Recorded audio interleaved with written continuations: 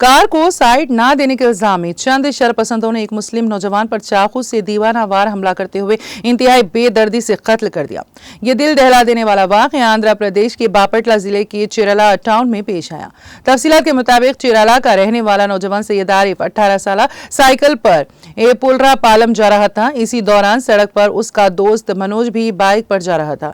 ये दोनों सड़क पर बातें करते हुए आगे बढ़ रहे थे कि पीछे से एक कार ने हॉर्न बजाते हुए आ रही थी। कार में 5 नौजवान सवार थे।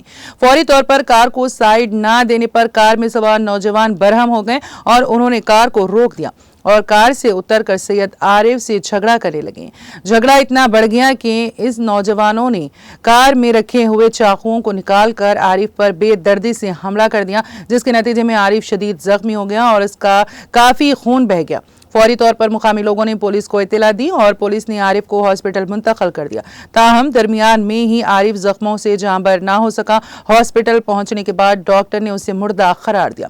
पुलिस ने एक मुकदमा दर्ज करते हुए तहकीकात का आगाज कर दिया है। पुलिस इस बात का पता लगा रही है कि आरिफ को साइड ना देने की वजह से कत्ल किया गया या फिर उसे मंसूबाबंद तरीके से कत्ल किया गया। पुलिस हमलावरों की तलाश शुरू कर दी है।